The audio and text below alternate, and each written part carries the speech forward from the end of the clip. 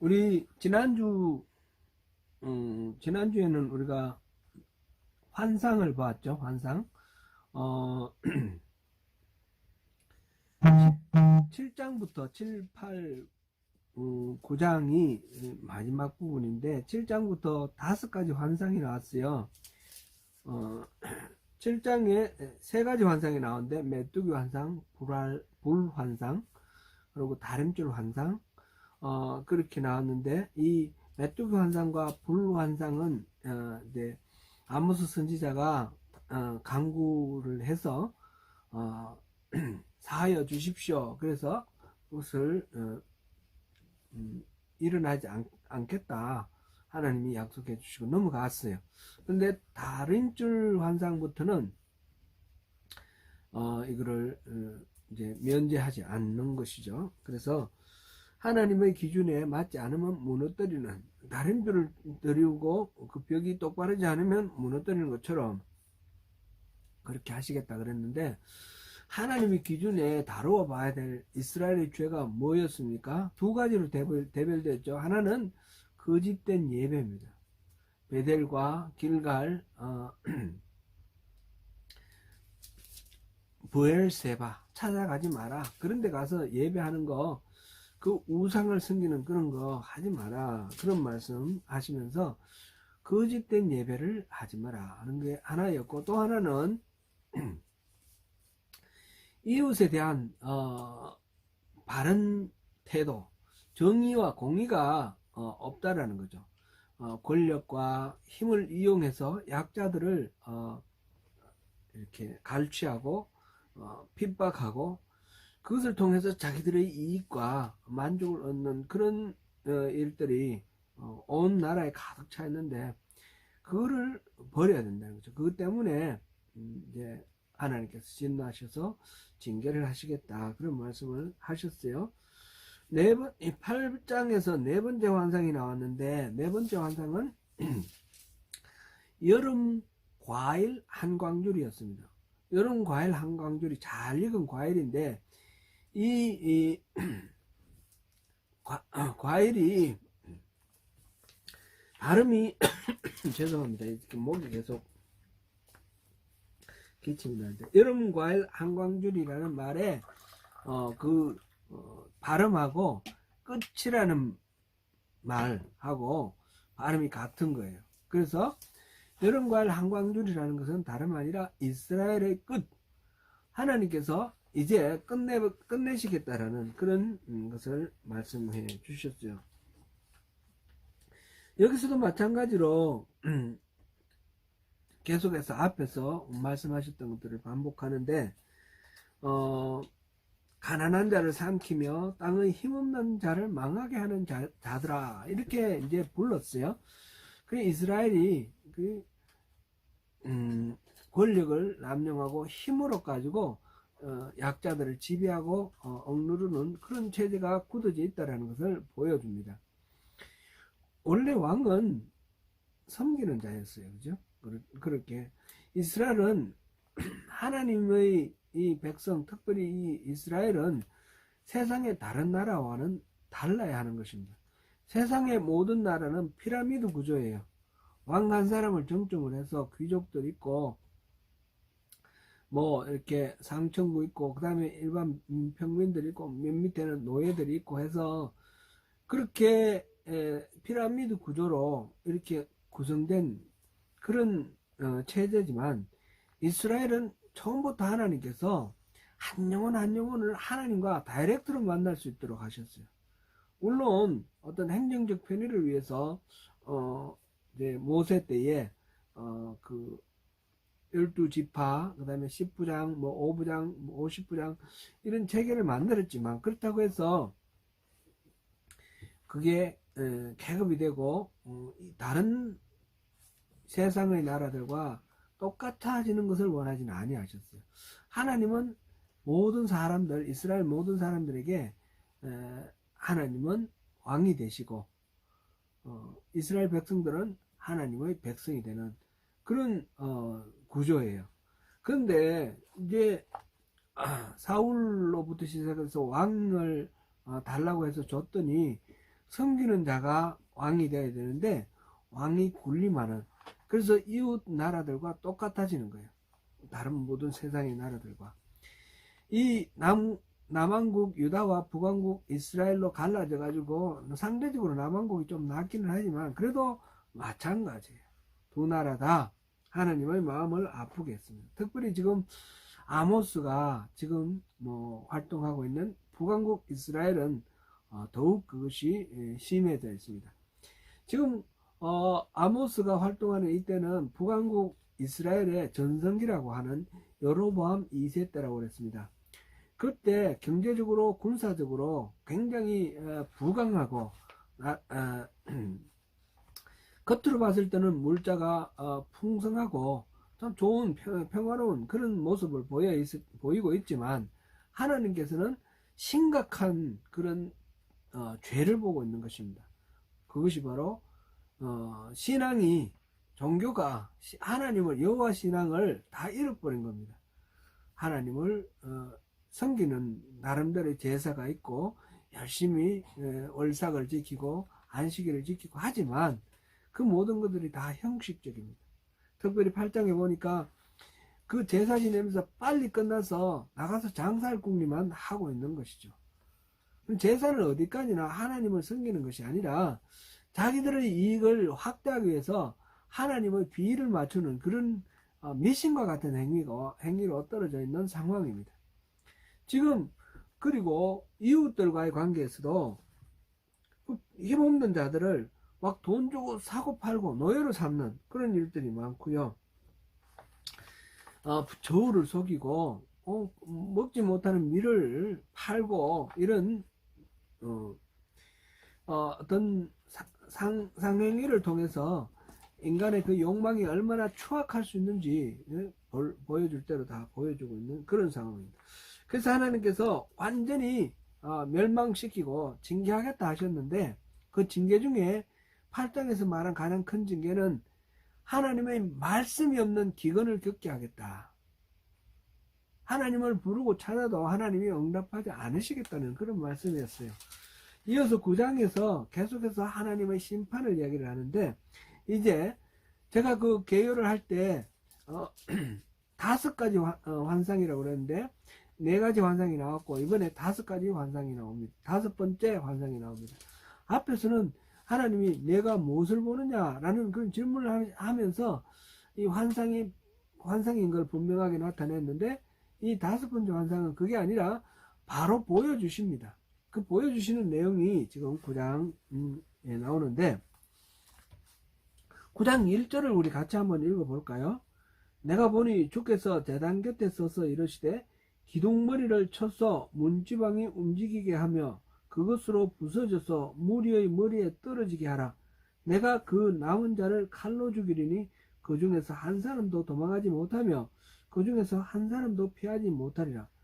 지금 환상을 보여주시는데 제단이 이 성전에 있는 번제단이에요. 제단 곁에 서서 기둥머리를 쳐라. 성전 기둥머리를 쳐라는 겁니다. 제단을 파괴하는 거, 이거는 하나님께 이 사람들이 하는 그 종교적 행위, 신앙 행위 중에 가장 핵심이 제단에 제물을 바치는 거 아닙니까? 그거를 하나님이 거부하시는 거죠. 그 기둥머리를 쳐서 그것이 무너져서 무리들에게 떨어져서 무리들이 죽게 하라는 거예요. 깔려 죽게 하라는 겁니다.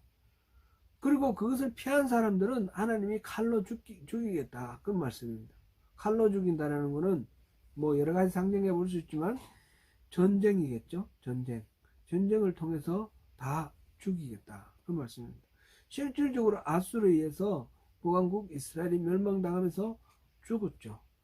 거의 다 죽고 살아남은 사람들은 포로로 끌려가서 이방 먼 나라로 끌려가서 그렇게 고향을 잃어버리는 그런 비극적인 결말이 나옵니다. 근데 지금 그런 상황을 지금 미리 선포하고 계시는 것입니다. 문지방이 흔들리고 부서진 건축물 잔해가 물에게 덮치는 것.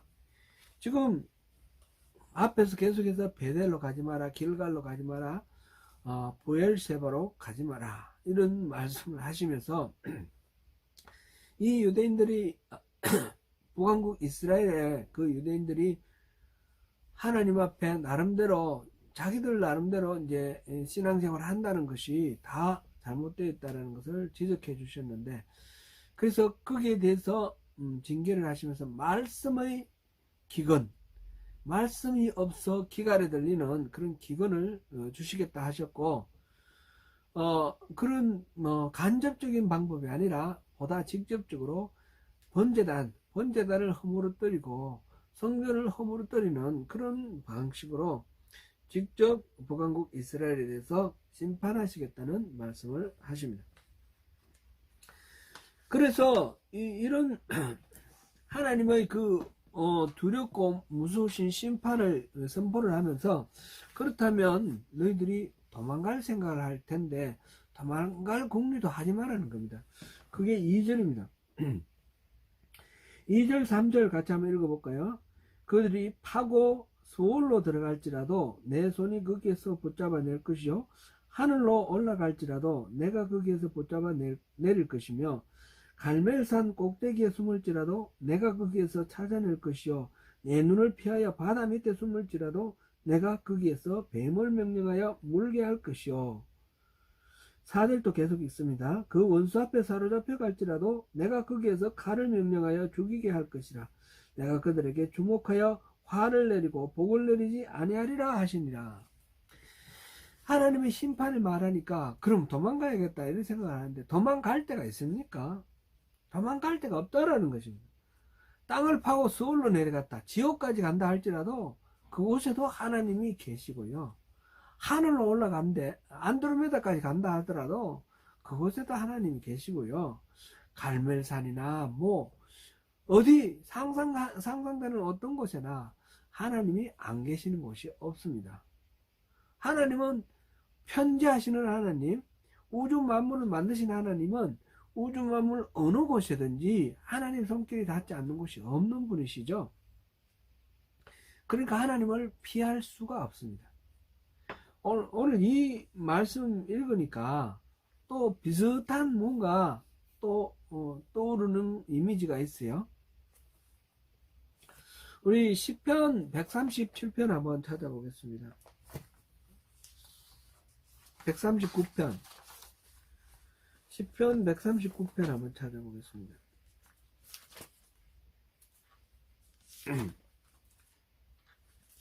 시편 139편 7절에서 10절까지 우리가 한번 보려고 그러는데요, 139편 7절에서 10절까지 같이 한번 읽어봅니다.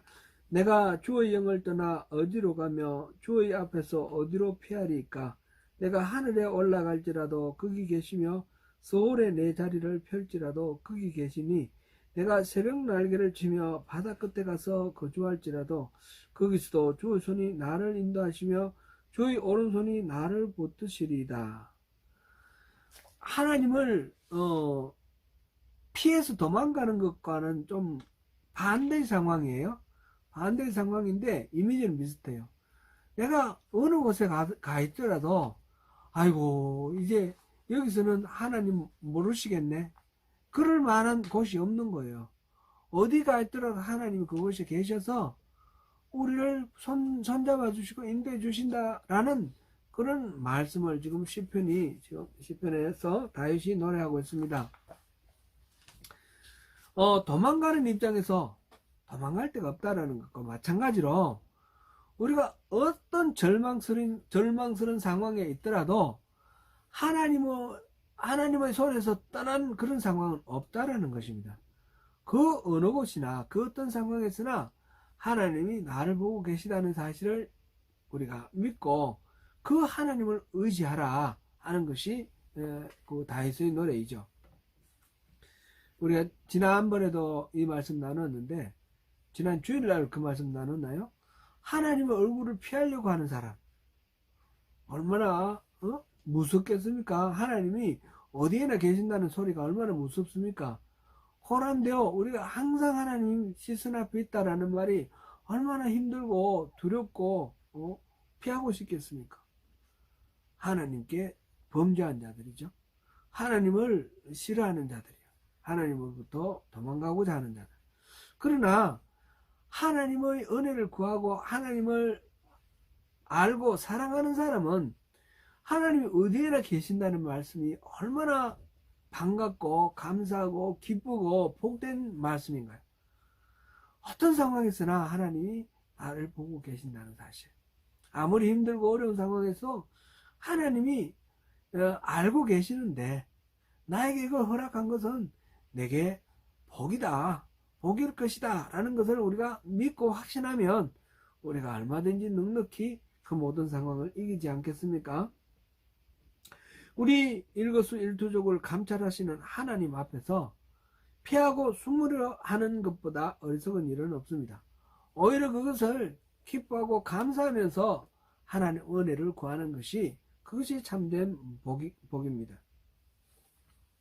그러면서 지금 5절 6절 하나님이 어떤 분이신지 송령 하고 있습니다. 하나님을 높여 노래하고 있습니다. 하나님 어떤 분이신가? 5절 6절 같이 읽어봅니다. 주 만군의 여호와는 땅을 만져 녹게 하사 거기 거주하는 자가 애통하게 하시며 그 온 땅이 강의 넘침같이 솟아오르며 애국 강같이 낮아지게 하시는 이요, 그의 궁전을 하늘에 세우시며 그 궁창의 기초를 땅에 두시며 바닷물을 불러 지면에 쏟으시는 이니 그 이름은 여호와시니라. 우주 만물을 만드시고 또 섭리하시는 하나님, 어떤 것이나 하나님의 손길이 닿지 않는 곳이 없는 그런 하나님이라는 것을 높이면서 찬양하고 있습니다. 지금 1절부터 6절까지는 그러한 하나님의 그 심판으로 인해서 재난을 맞게 될 이스라엘에 대해서 말했습니다. 5번째 환상, 그것을 말하고 있고요. 계속해서 7절부터 10절까지는 그러한 하나님 앞에서 우리가 어떻게 그 하나님을 만나야 할 것인가 하는 그런 것입니다. 그는 한마디로 말하면 모든 선민의식을 버리라, 이런 이야기입니다. 7절부터 보면 7절 한번 읽어보겠습니다. 여호와의 말씀이니라. 이스라엘 자손들아, 너희는 내게 구스 족속 같지 아니하냐? 내가 이스라엘을 애굽 땅에서 블레셋 사람을 갑돌에서 아람 사람을 기르에서 올라오게 하지 아니하셨느냐? 아멘.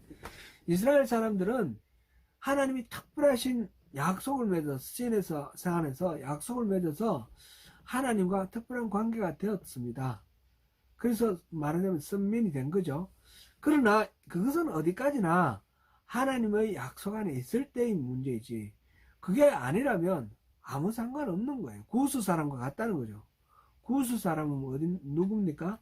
구스는 이디오피아 사람입니다. 구스 사람이나 이스라엘 사람이나 별반 차이 없다, 그 말씀하시는 것입니다. 그리고 너희들만 구해줬냐?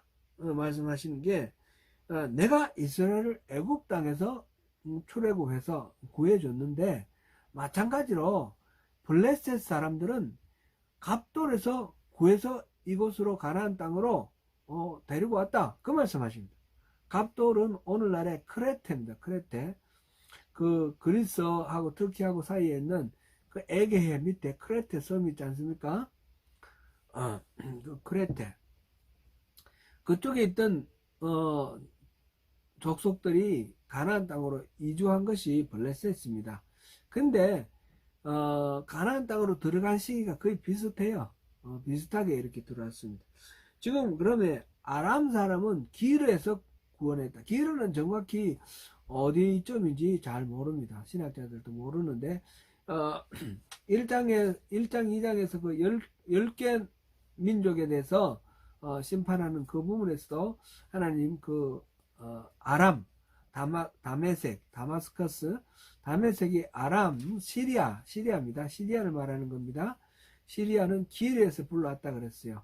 그리고 나중에 아수르가 시리아를 치고 포로들을 끌고 간 것이 또 기르라 그랬습니다. 그래서 기르는 정확히는 모르지만 하여튼 하나님께서 이집트에서 이스라엘 사람들을 데려왔고 갑돌에서 블레셋 사람들을 데려왔고 지금 그 기르에서 이 아람 사람 데려왔고 너희들만 내가 구했냐? 이 땅에 사는 모든 사람들은 내가 나름대로는 다 구원하고 다 지키고 있다. 하나님 그 말씀 하시는 거예요. 다만 그들의 역할이 다 다르죠. 이스라엘은 무슨 역할을 합니까? 왜 하나님께서는 이스라엘을 그렇게 출애굽시키셔서 시내산에서 약속을 맺으셨습니까? 무슨 약속을 맺었습니까? 너희들은 거룩한 나라, 제사장 나라가 되라 하셨습니다. 제사장 나라.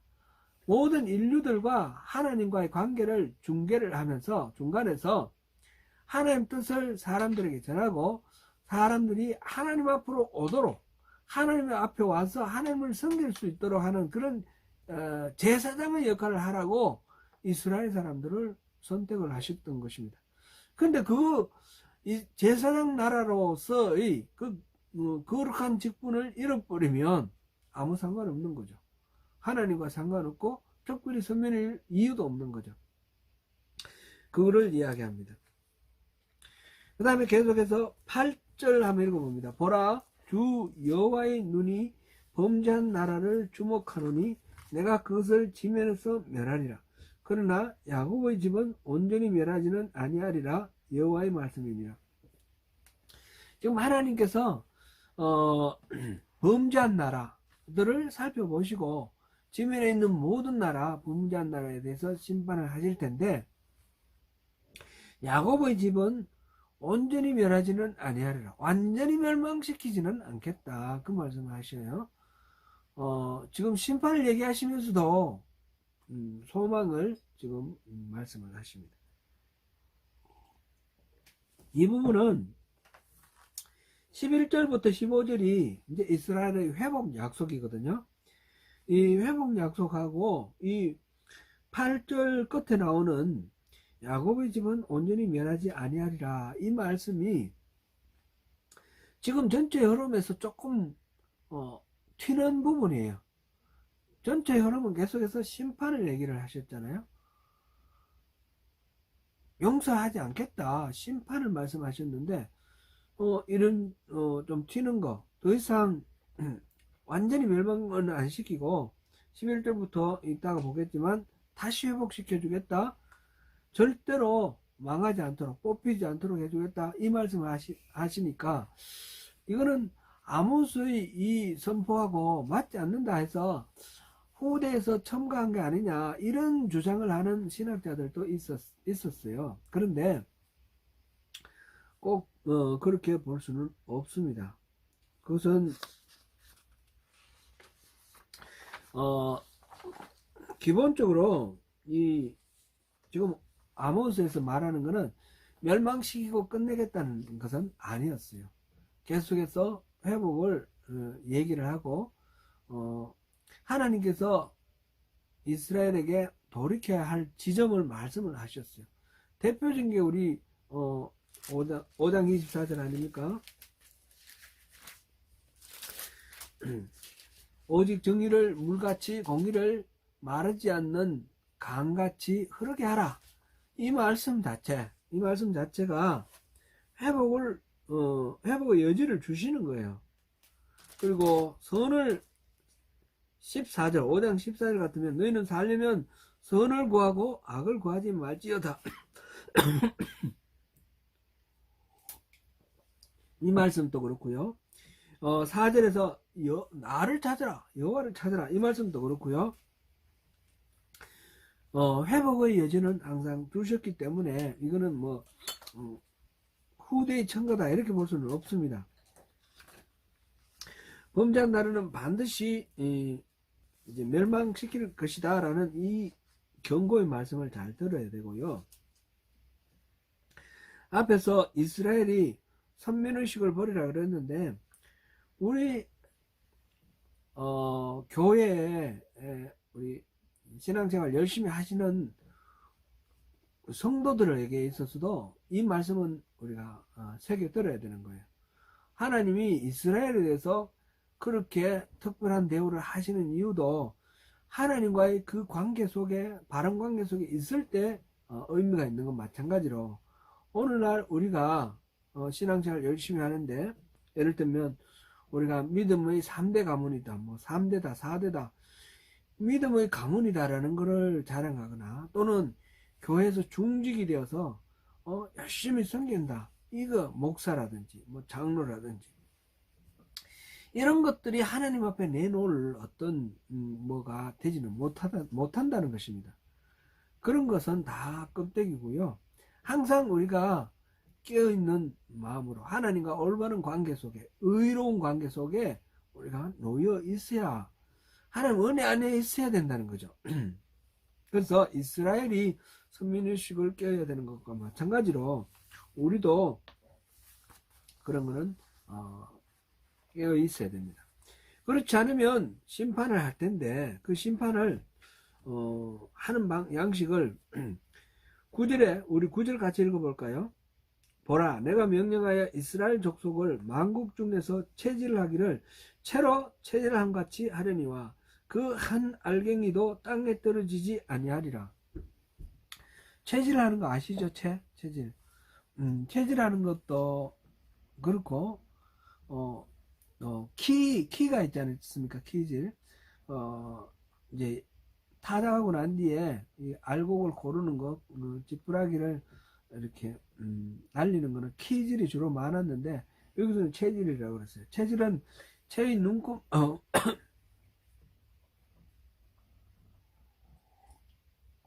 거물 눈의 크기를 다르게 해서 이렇게 체질을 하면서 곡식을 이렇게 하기도 하는데, 여기서 말하는 거는 뭡니까? 체질을 하면 어떻게 되나요? 껍데기는, 쭉정이는 어떻게 되나요? 쭉정이는 쭉정이대로, 또 이 알곡은 알곡대로, 이게 가르는 게 체질이죠. 가르는 게 키질이고요. 그렇게 해서 이 쭉정이들은 다 날려버릴 건 날려버리고, 알곡들은 한 알갱이도 땅에 떨어지지 아니하리라. 한 알갱이도 버리지 않겠다. 그렇게 말씀하시는 거예요. 지금 심판을 말씀하시면서, 심판은 단순히 모두를 다 멸망시켜버리는 그런 심판이 아니라 체질하는 심판이에요. 악독한 자, 죄 지은 자, 하나님을 업신여기고 하나님을 대적하고 거짓되게 하나님을 예배하는 자, 이런 사람들은 다 날려버리는 거죠. 그 가운데도 참으로 하나님을 바르게 섬기면서 그 세상 풍조에 휩쓸리지 아니하고 바른 믿음으로 서려고 분투하는 하나님의 사람이 있습니다. 그것을 남은 자라고 그러죠. 이 남은 자가 있다는 거죠. 그 남은 자를 한 알갱이도 버리지 않고 다 살리겠다. 그렇습니다. 그래서 그 10절도 한번 읽고 그 다음에 계속 말씀 나누겠습니다. 내 백성 중에서 말하기를 화가 우리에게 미치지 아니하며 이러지 아니하리라 하는 모든 죄인은 칼에 죽으리라.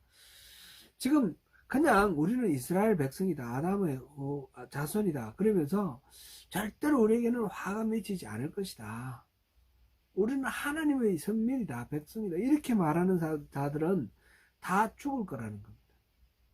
그런 식으로 거짓된 평화 예언자, 이게 지금 예레미야에서도 많이 나왔죠. 예레미야에서도 그런 대목들이 많이 나왔는데, 심지어는 성전 문 앞에 가서도 이것이 하나님의 집이다, 하나님의 집이다, 여호와의 전이라, 여호와의 전이라 하는 거짓말을 믿지 마라, 그렇게 가르마갔죠. 그런 것처럼 겉으로 드러나는 어떤 겉모습이 중요한 것이 아닙니다. 참된 신앙으로 바로 서 있어야 되는 것입니다. 그랬을 때에 하나님께서 구해 주실 것이다 라는 것인데, 이 5장 15절에 보면 요셉의 남은 자라는 말이 나와 있어요. 5장 15절 한번 찾아보세요. 너희는 악을 미워하고 선을 사랑하며 성문에서 정의를 세울지어다. 만군의 하나님 여호와께서 혹시 요셉의 남은 자를 불쌍히 여기시리라. 지금 모든 이스라엘이 지금 심판을 면하지 못할 정도로 타락했지만 그 중에 요셉의 남은 자들이 있을 것이라는 거죠. 악을 미워하고 선을 사랑하는, 그래서 성문에서 정의를 세우는 그런 사람. 6장 6절도 보겠습니다. 6장 6절. 6장 6절에 보면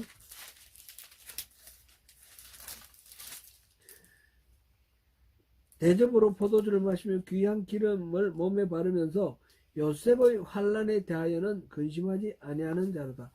요셉의 환난, 그러니까 막 요셉이 겪었던 환난처럼 이 상황과 환경이 우겨서서 이렇게 어렵게 만드는 그런 가운데 놓인, 믿음을 지키려고 하는 그 환난 가운데 있는 사람이 있다라는 거죠.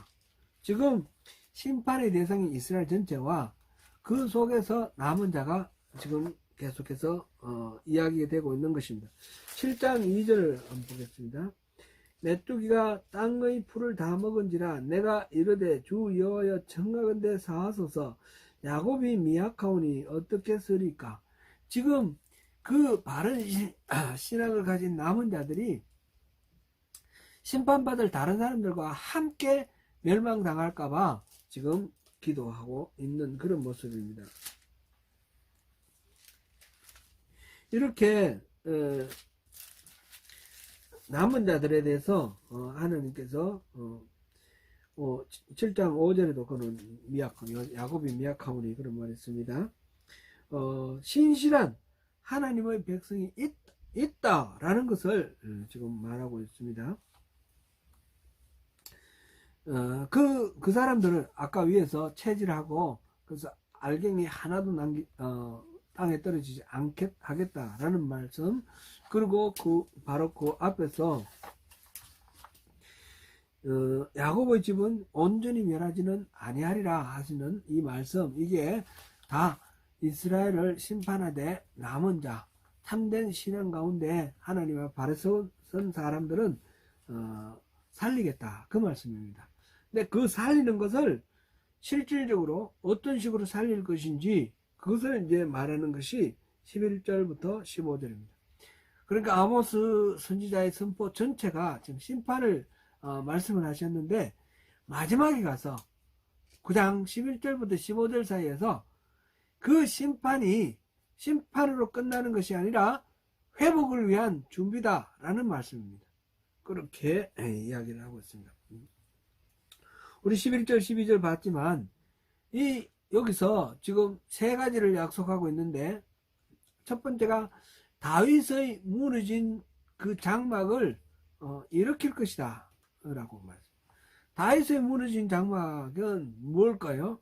다윗의 무너진 장막은 일반적으로 다윗의 왕권을 말합니다. 다윗의 통치권. 다윗이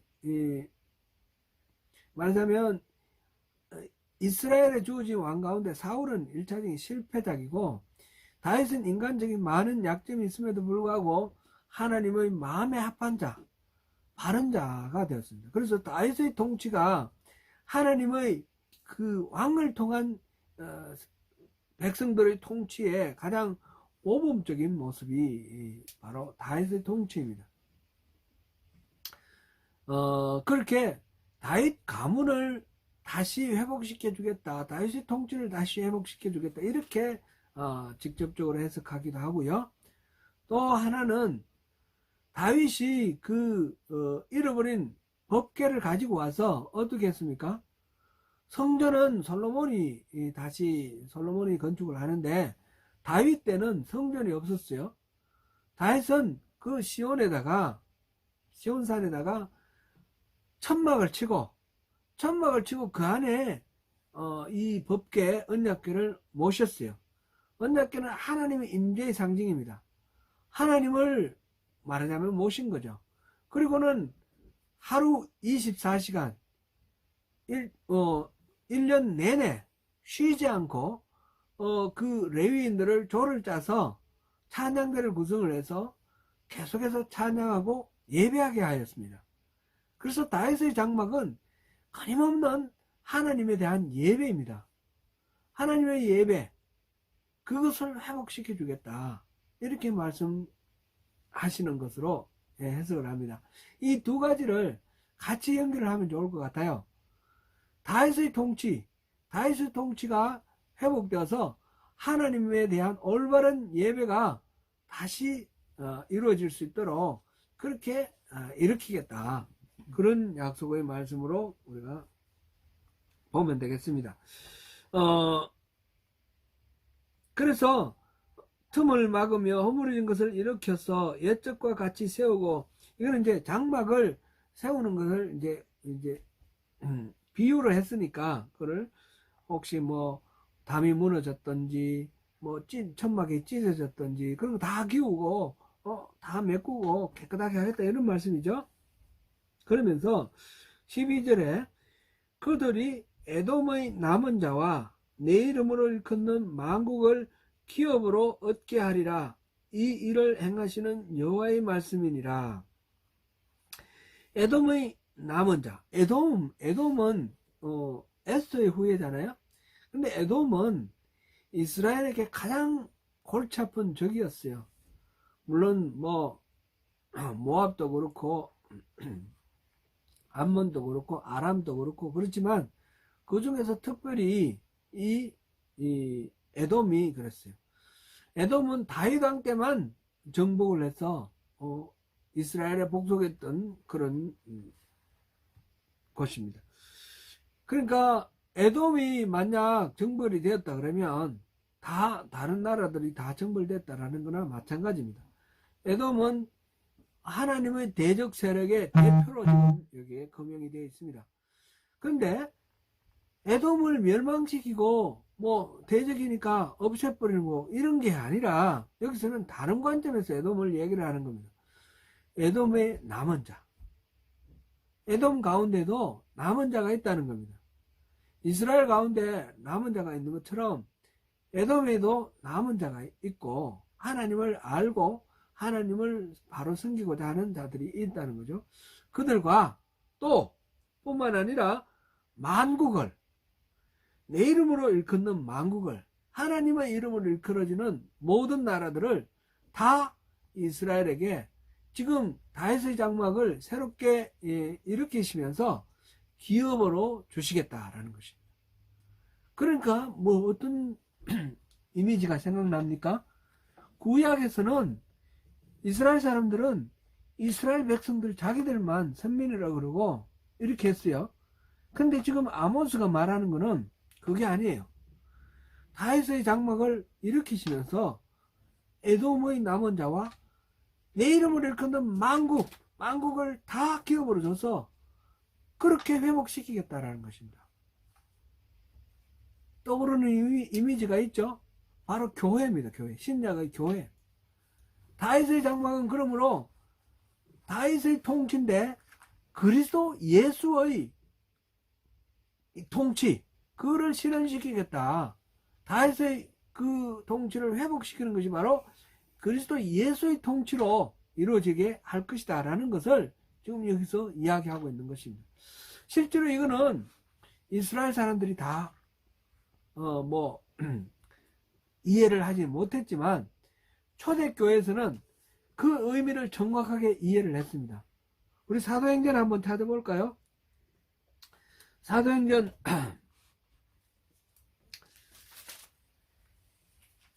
15장이죠.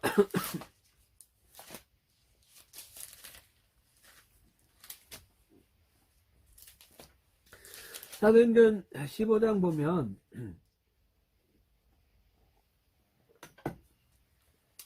그 예루살렘 공의회라고 제가 소개를 해드렸죠.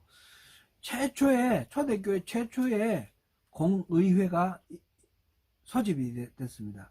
이유는 바울 사도가 그 제1차 전도 여행을 나가서 이방인들에게 복음을 전해서 그들이 이제 말하자면 예수를 믿게 되었는데, 유대인들이 이전에 하던 그런 하나님의 백성이 되려면 할례를 하고 율법을 지키고 이런 게 있었지 않습니까? 그런데 이 바울은 할례를 하라고 안 했습니다. 율법을 지키라고 안 했습니다. 예수를 믿으면 된다고 그랬습니다. 그래서 그것 때문에 말하자면 유대인들과 유대인에서 그리스도교 기독교로 개종한 초대교회 유대인 그리스도인들과 이 바울과 말하자면 갈등이 생긴 거예요.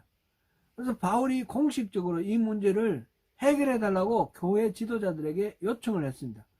그래서 교회 지도자들이 모여서 회의를 한 것이 제1차 공의회입니다.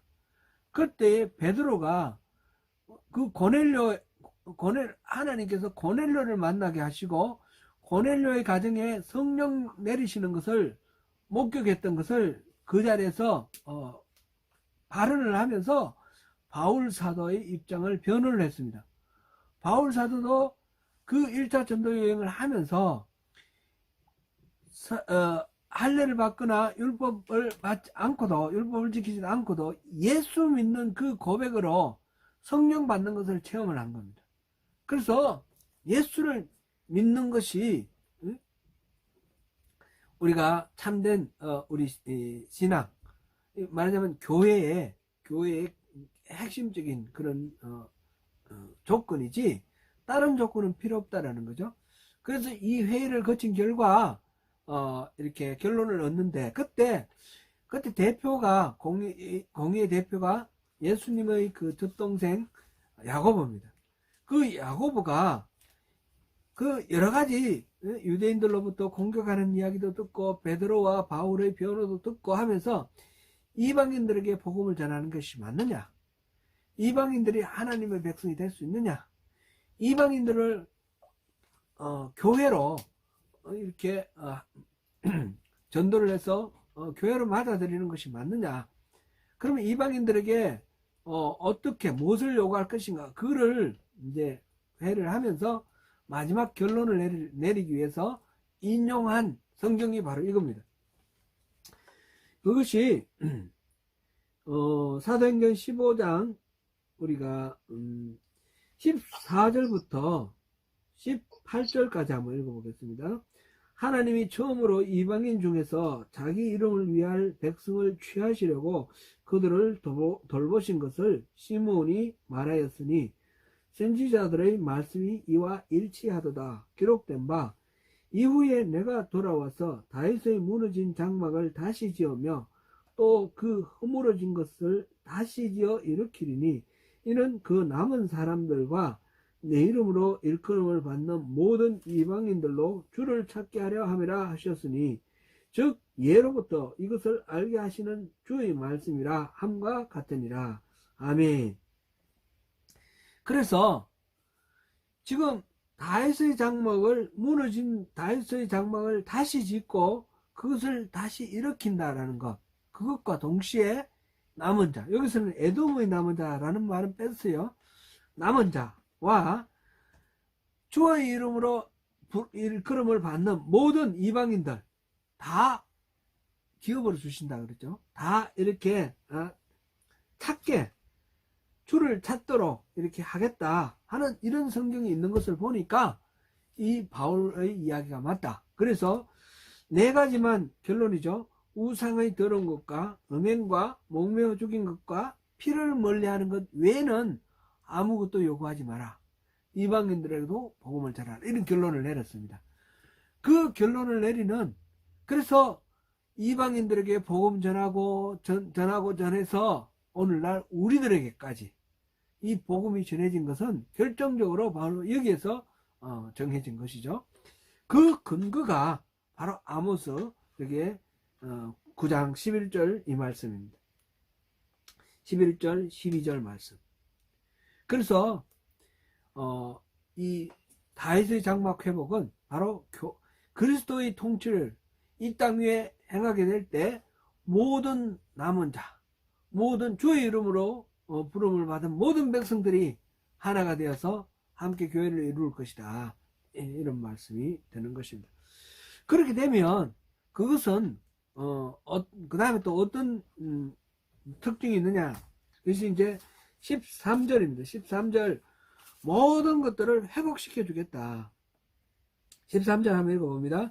여호와의 말씀이니라. 보라, 날이 이를지라.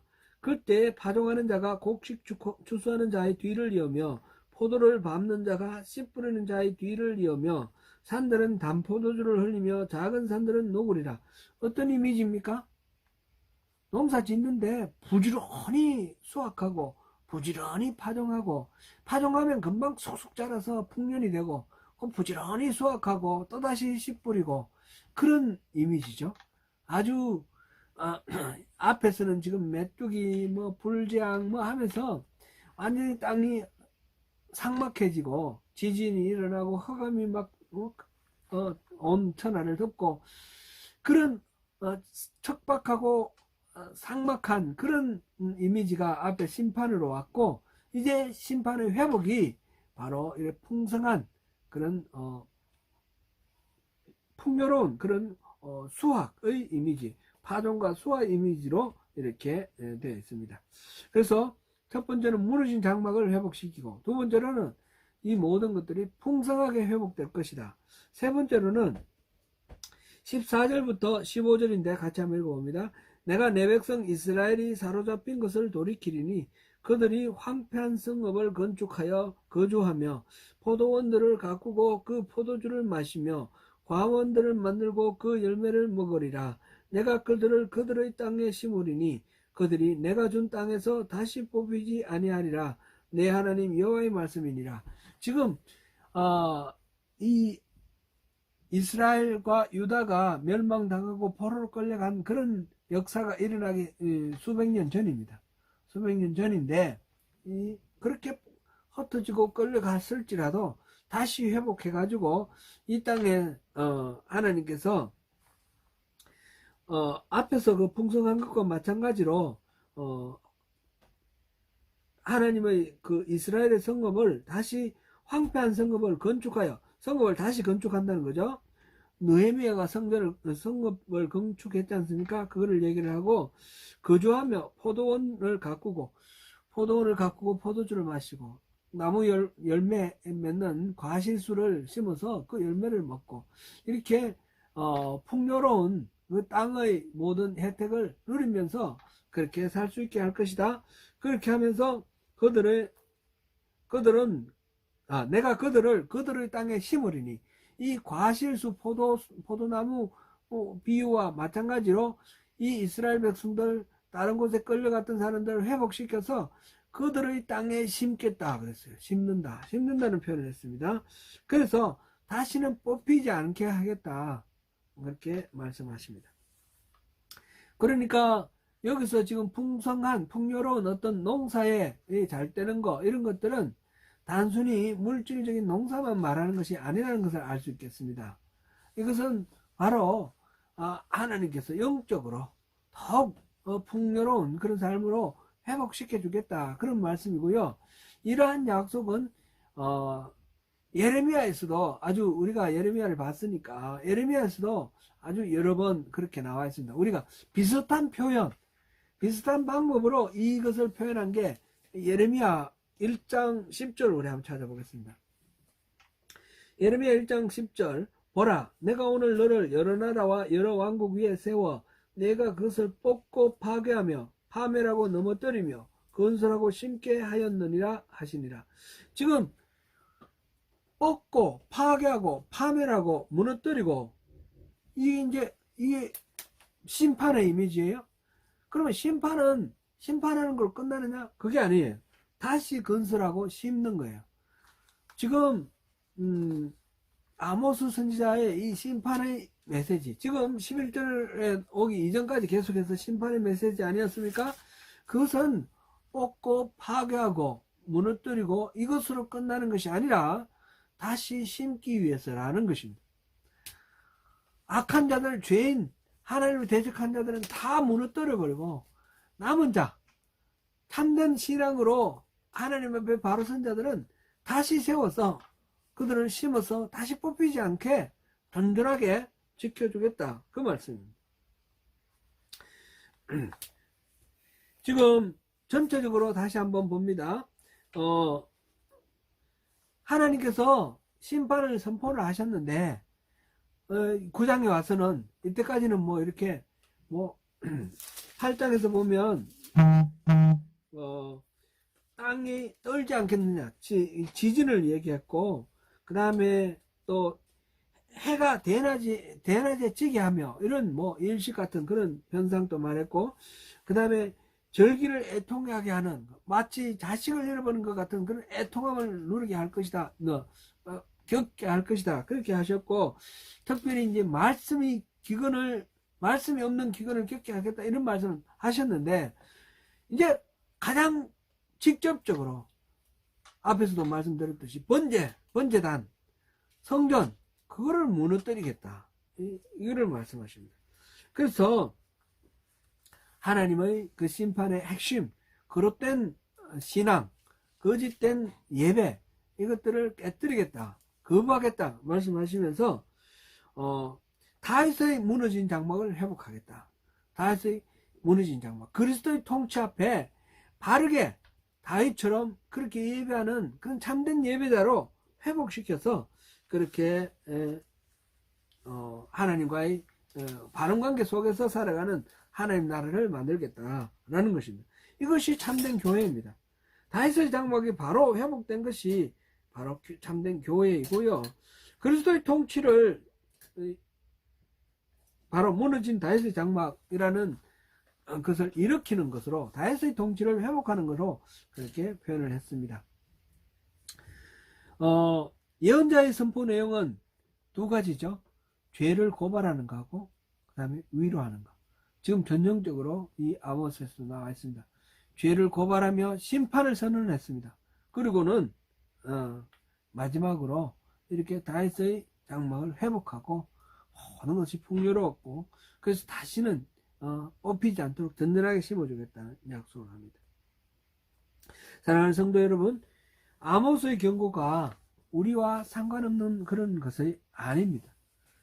지금 우리의 신앙, 살아있는 신앙, 우리가 구체적으로 일상생활에 있는 모든 신앙의 행위를 돌아보면서 거짓되고 형식적인 그런 것이 없는지 점검을 할 필요가 있습니다. 그래서 신앙의 본질을 회복해야 됩니다. 예배 잘 드리는 것 물론 중요합니다. 그러나 예배만 잘 드리면 되는 게 아닙니다. 컵의 비유로 말씀을 드렸습니다. 컵이 있어도 그 안에 내가 마실 물이 들어있어야 되는 것입니다. 예배의 형식이 있어도 그 안에 참된 예배, 하나님을 만나는 예배, 하나님을 알고 사랑하는 그런 참된 사랑의 관계가 맺어지고, 그 안에서 하나님의 뜻을 알아서 하나님 뜻을 우리가 삶 속에서 실천하여서 하나님 소원을 풀어드리는 동력자의 관계, 사랑의 교제와 동력자 관계, 이것이 참된 예배라, 참된 신앙이라고 그랬습니다. 우리가 오늘 이 아모스를 보면서도 그것을 다시 한번 확인할 수 있습니다. 아모스는 하나님과의 관계 속에서 거짓된 예배를 꾸지람하셨고, 그러면 이웃과의 관계 속에서 하나님의 사랑이 우리를 통해 이웃에 전달돼야 되는데, 힘과 권력을 이용해서 이웃을 괴롭히는 이런 잘못된 삶은 아무리 예배를 거룩하게 드리더라도 의미가 없다는 거죠. 그것이 하나가 되어야 된다. 그거를 살펴봤습니다. 하나님 뜻이 우리에게 잘 전달되어서 하나님의 은혜와 사랑이 우리를 통해서 잘 이웃에게 또 퍼져나가고, 이 땅이 정말 성전이 정의롭게 회복되는, 그래서 이 땅이 하나님의 나라로 회복되는 그런 일이 우리를 통해서 일어날 수 있도록 우리가 결단하고 점검하고 헌신하고 나아가는 그런 주님의 사람이 됨으로써 그 안에서 주님이 베풀어 주시는 은혜를 더 깊이 풍성하게 누리시는 저와 여러분 되시기를 축원합니다.